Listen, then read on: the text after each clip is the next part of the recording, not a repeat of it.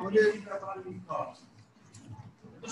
চতুর্থ অধ্যায় থেকে নিত্যকর্ম ও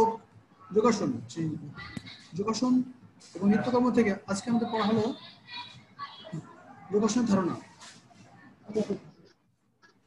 ঈশ্বর আরাধনার একটি পদ্ধতি হচ্ছে যোগ। ঈশ্বর আরাধনার একটি পদ্ধতি হচ্ছে যোগ।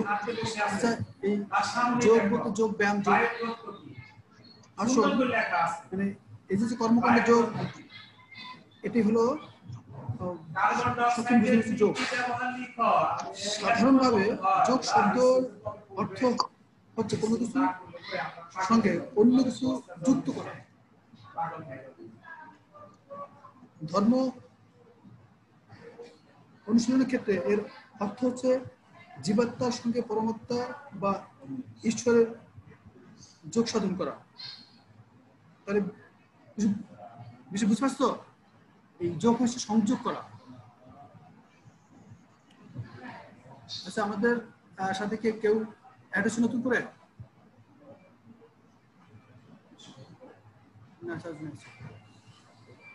তাহলে যোগ বিয়োগ মানে অঙ্ক যে যোগ এবং বিয়োগ, এর যে একটি শব্দ হচ্ছে যোগ বা সংযোগ করা, সেটি বোঝানো হচ্ছে। যোগ শব্দটি সংস্কৃত ভাষা হচ্ছে যজ, অন্তর্য এবং বৈধর্য। যজ দ্বিতীয় থেকেও উৎপন্ন হয়েছে। এর প্রধান অর্থ হচ্ছে মিল। যোগ ক্রিয়া জীবাত্মা পরমাত্মা মিলন ঘটায়। আবার চিত্ত নিবৃত্তির এক নাম হলো যোগ। যোগ দর্শনের প্রেরণা মহর্ষি পতঞ্জলি। যোগ শব্দের অর্থ হচ্ছে চিত্তবৃত্তি, মিলন। সুতরাং যোগ বলতে বোঝায় চিত্তবৃত্তি মিলিত করে নিষ্কামভাবে ভগবানের সঙ্গে ও তার সত্য চেতনার সঙ্গে সম্পর্ক স্থাপন করা। যোগের 8টি অঙ্গ যথা যম মানে সংযমী হওয়া, নিয়ম শরীরের প্রতি যত্ন নেওয়া,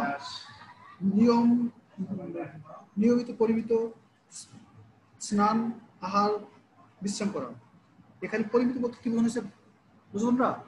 পরিমিত মানে যতটুকু প্রয়োজন ততটুকু। তুমি খাবার খাবে, সেটা তুমি অবশ্যই বেশি খাবে না, অবশ্যই কম খাবে না। কম খেলে যেমন শরীর দুর্বল হয়ে যায়, বেশি খেলেও মানুষ কিন্তু অসুস্থ হয়।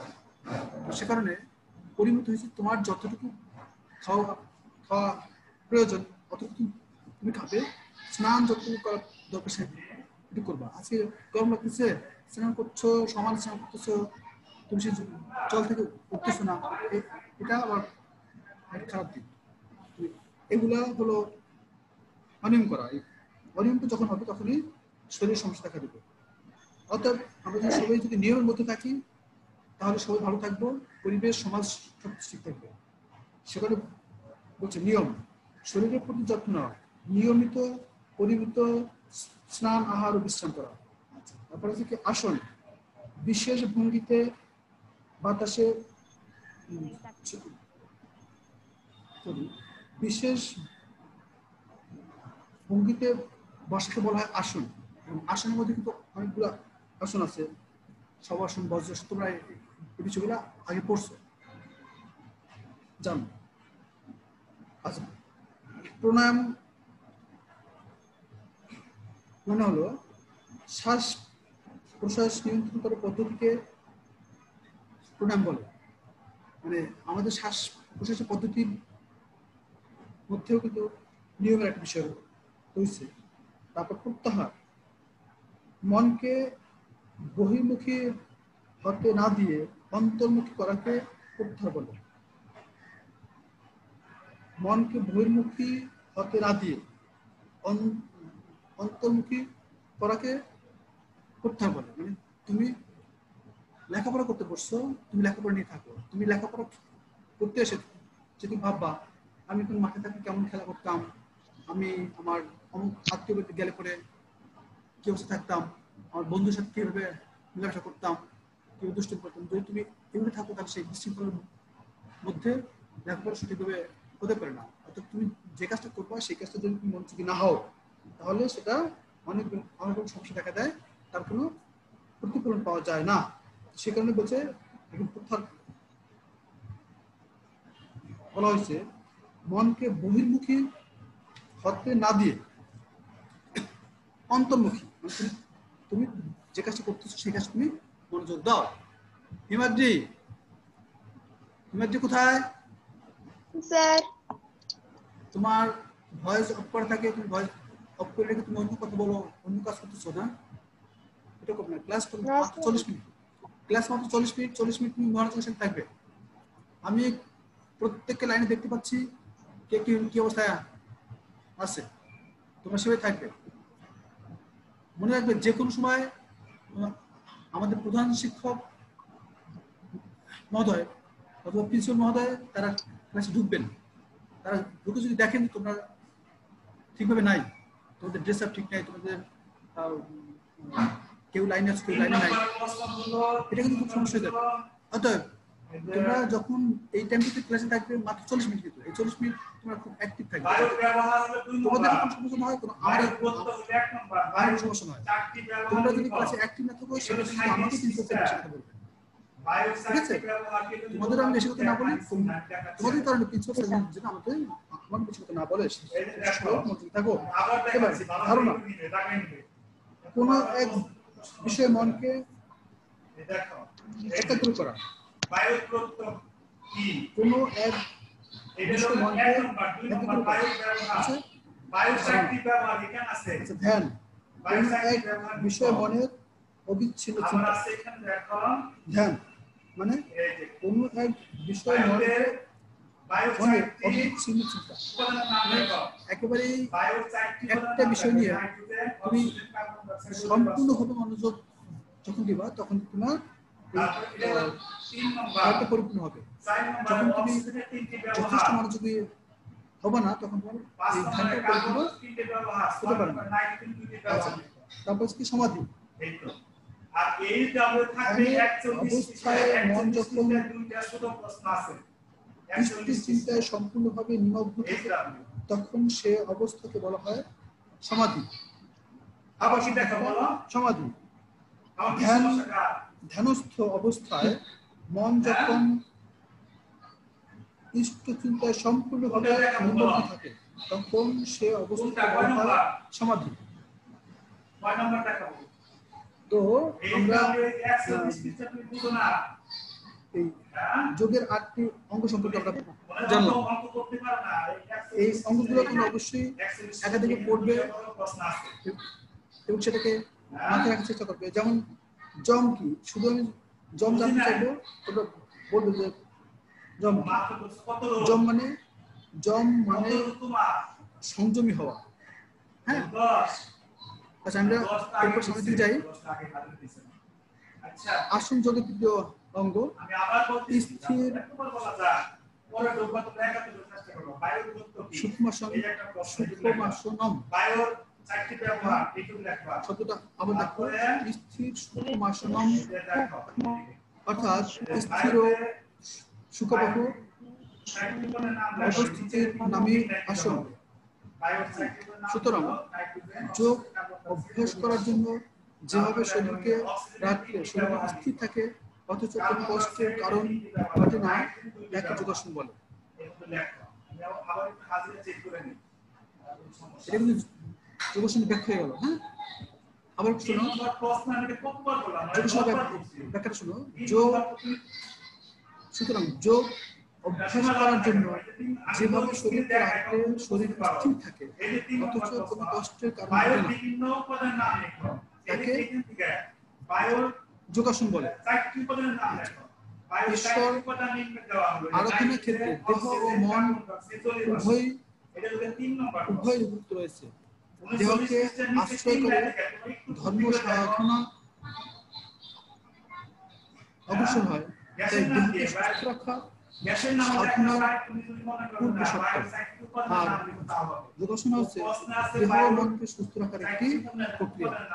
সেজন্য প্রাচীনকালে মুনি ঋষিগণ শরীর ও মনকে সুস্থ রাখার উপায় হিসেবে যোগাসন অনুশীলনের বিধান দিয়ে গেছেন।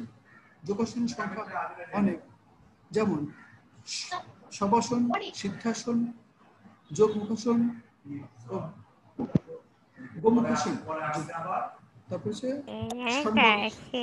সর্বাঙ্গাসন। চিহ্ন চিহ্ন দুষ্টি করতেছ না স্যার। না? তুমি দুষ্টি করছো না? তুমি করে না। এখন তোকে যদি নাচের বলতে হবে না, ভুল হয়েছে।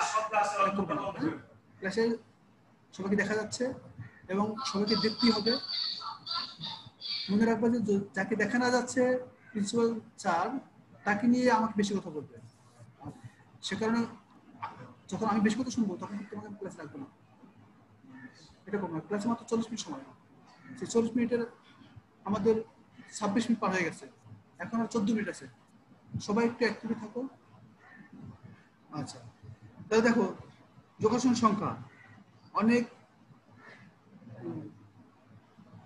যোগাসন সংখ্যা কিন্তু অনেক। এখানে বলছে শবাসন, সিদ্ধাসন, গোমুখাসন, সর্বাঙ্গাসন। শবাসনটা হলো টান টান শুয়ে থাকা, যেখানে তোমার আর কোনো কার্যকার মানে কোনো কাজ থাকবে না, তোমার কোনো চিন্তা চেতনাকে কোনো দিকে ডাইভার্ট করা যাবে না, একেবারেই চুপচাপ থাকবে, টান টান হয়ে শুয়ে থাকবে। এখানে তোমাদের বইয়ের মধ্যে যোগাসন দেওয়া আছে। আর তারপর হচ্ছে সিদ্ধাসন দেওয়া আছে, সিদ্ধাসন ছবি দেওয়া আছে। সিদ্ধাসন হলো আসন করে বসা এবং পায়ের পাতা দুটোই তোমার থাইয়ের উপরে উপরে সমান করে থাকবে, দুইটা হাত দুই দিকে ছড়ায়া এখানে মধ্যাঙ্গুলের দ্বিতীয় করের সাথে বৃদ্ধাঙ্গুল ছড়াবে, এভাবে করে সবাই মেরুদণ্ড সুস্থ করে বসবে। সেটা হলো সিদ্ধাসন। এরপর দেখি যে যোগাসন ধারণা ও নিয়ম ও গুরুত্ব। যোগাসন ধারণার সাধারণ নিয়ম: যোগাসন অনুশীলন করতে হলে অবশ্যই কতগুলো সাধারণ নিয়ম মেনে চলতে হয়। যেমন নির্দিষ্ট সময়ে থাকা দরকার, সকাল সন্ধ্যা যোগাসন অনুশীলন করা ভালো। অর্থাৎ যোগাসনটা কিন্তু তোমাকে দুবেলায় করতে হবে। ভরা পেটে অথবা একেবারে খালি পেটে আসন অভ্যাস করা ঠিক নয়। অর্থাৎ তোমাকে কিছু না কিছু খেয়ে দিতে হবে, তবে অবশ্যই ভরা পেট নয়।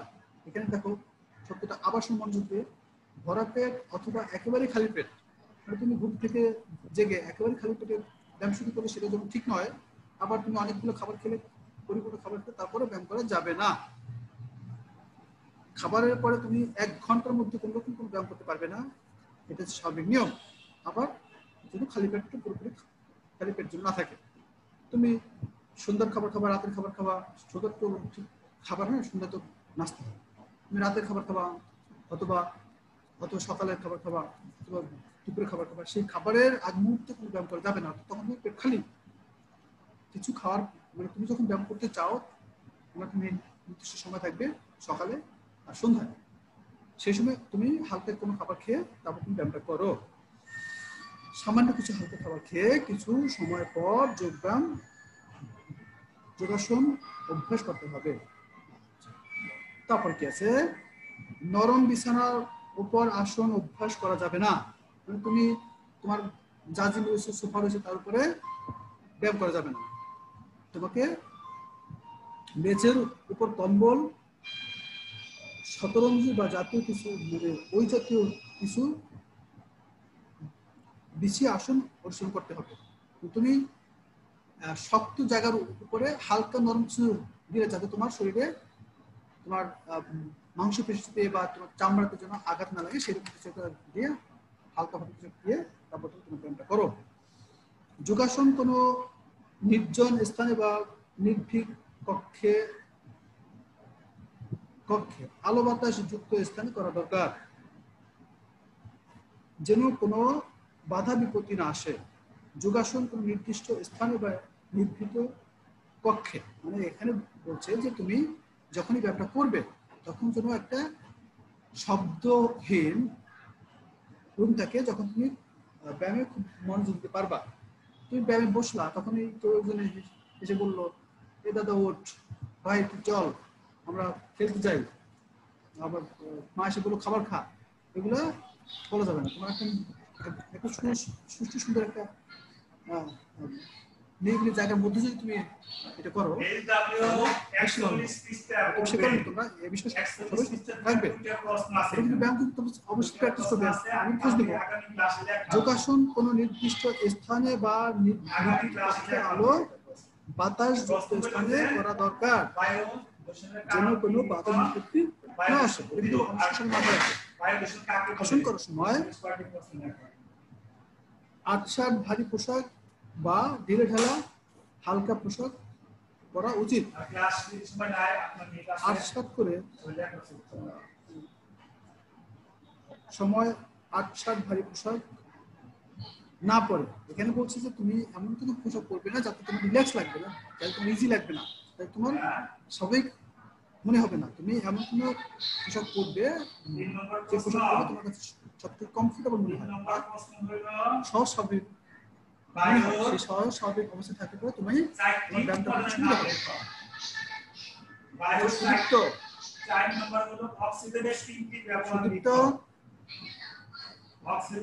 সুদীপ্ত তার আসে নাই তো?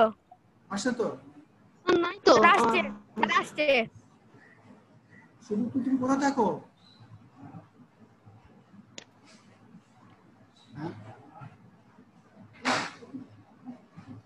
স্যার আর নেট অনেক প্রবলেম। সুদীপ্ত এইভাবে স্যার আমার তো ভিডিও অন করা। তোমার ভিডিও অন করা বুঝলাম, নেট অনেক প্রবলেম। এটা কই পরে কেন সুদীপ্ত? স্যার আমি তো জয়েন অনেকক্ষণ আগে করেছিলাম, কিন্তু মেইন ইন্টারফেসে মানে জুমের অ্যাপে মানে ঢুকতে পারছিলাম না কেন যেন। সমস্যা হয়েছে কিছু। তুমি আরেকটু অ্যাক্টিভ থাকো সুদীপ্ত। তুমি আসলে ভালো অ্যাক্টিভ না, তুমি আসছো অনেক পরে আসছো। আমি ক্লাস শুরু করার পরে আমি তো তোমাকে ঢুকতে দেবো না। যত সময় আসো, আমি 5 মিনিট দেরি করবো। আমরা ক্লাস শুরু করছি আরো পরে, ঠিক আছে? তোমার ক্লাস টাইম 1টায়, তুমি 1টা থেকে 1:10 মধ্যে তুমি আসবা। এরপর তোমার ক্লাস নিব না। এরপর থেকে যারা ক্লাসে আসবা সর্বোচ্চ তোমাদেরকে 10 মিনিট করতে হবে। আচ্ছা, আমরা একটু অ্যাক্টিভ থাকি। আচ্ছা, কোথায় ছিলাম? আসন করার সময়। আচ্ছা, এখানে বলছে যে আসন করার সময় আমরা জন্য অবশ্যই সবাই জন্য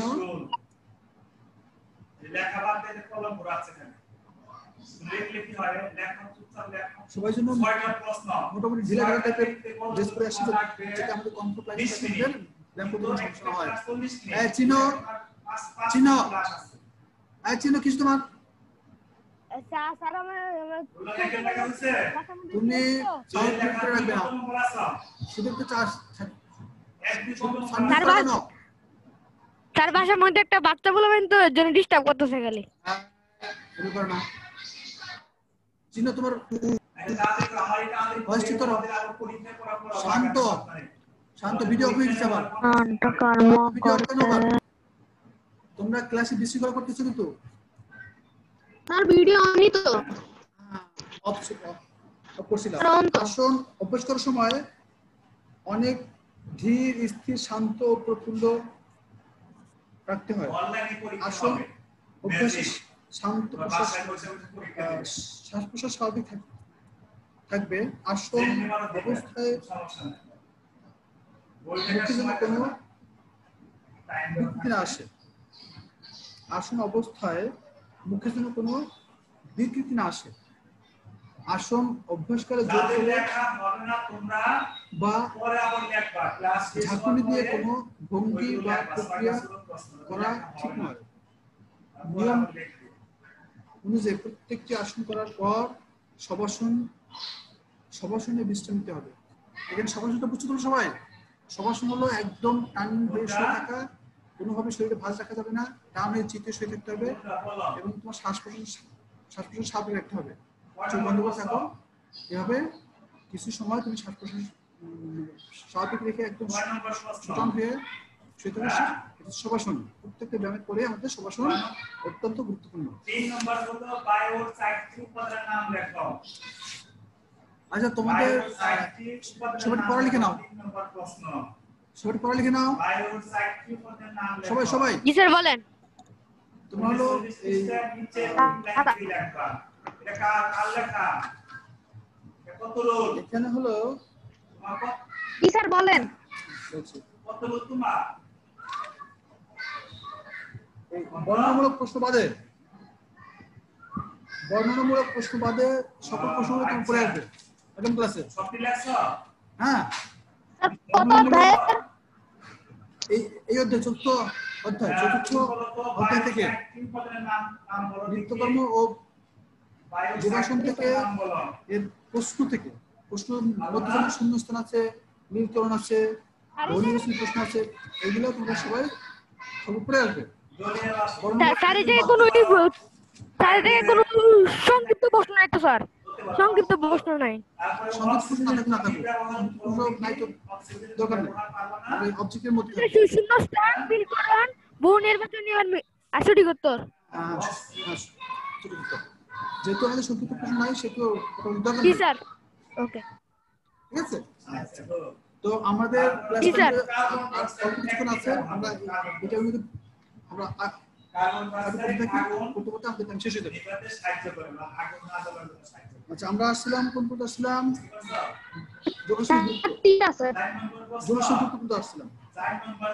জি স্যার, যোগাসনের গুরুত্ব করাবেন। আমরা যোগাসনের থেকে শবাসনের গুরুত্বটা আমরা আগে দেখি। এই শবাসনের ধারণা ও অনুশীলন পদ্ধতি সব শব্দের অর্থ নৃত্য, মানে শবাসন হলো নৃত্যের মতো করে তুমি করে থাকবে, একদম চোখ বন্ধ করে থাকবে। শবাসন মৃত ব্যক্তির মতো নিষ্পন্দ ভাবে শুয়ে যে আসন করা হয় তার নাম শবাসন। মৃত ব্যক্তি যেমন তার দেহের অঙ্গ প্রত্যঙ্গের উপর কোনো কর্তৃত্ব থাকে না, তেমনি শবাসনের অবস্থায়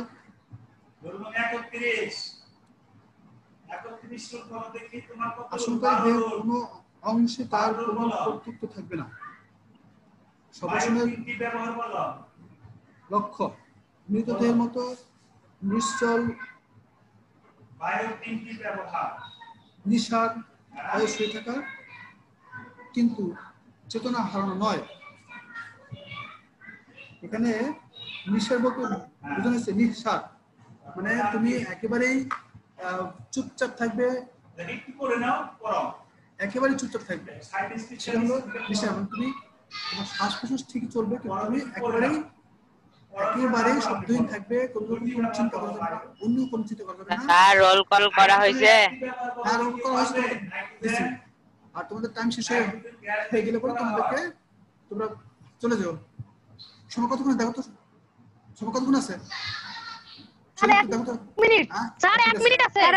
ঠিক আছে, স্যার 1 মিনিট। 1 মিনিট পর সবাই চলে যাবে। পড়া লিখছো সবাই? পড়া লিখছো? জি স্যার। ঠিক আছে, জি স্যার লিখেছি। জি স্যার লিখেছি। শোনো, তোমরা ব্যায়ামগুলো করবে, আমি আগামী করে জানতে চাইবো তোমরা ব্যায়ামগুলো কি করছো, শবাসন কি করতে হয় সে তোমরা জানবে এবং করবে। আমি তো তোকে জানতে চাইবো তুমি শবাসন করছো না সেটা কি করতে হয়। তারপরে এখানে আছে সিদ্ধাসন। সিদ্ধাসনের এখানে ছবি দেওয়া আছে। ছবি দেওয়ার ছবি দিলেই যে তুমি শুধু বই থেকে পড়ে জানলে তুমি অঙ্গভঙ্গিটা বুঝলে না। এখানে ছবিটা থাকা ছবি হলো এটাই, তুমি অঙ্গভঙ্গিটা সেভাবে স্পষ্ট করে বুঝলে তোমার যেমন ব্যায়ামটা করতে সুবিধা হয়, দেখে শিখতে সুবিধা হয়। ঠিক আছে স্যার নমস্কার। হ্যাঁ নমস্কার, ভালো থেকো, লেখাপড়া করো। হ্যাঁ স্যার নমস্কার। হ্যাঁ স্যার নমস্কার। ভালো থেকো, লেখাপড়া করো। ওকে জি স্যার। ঠিক আছে।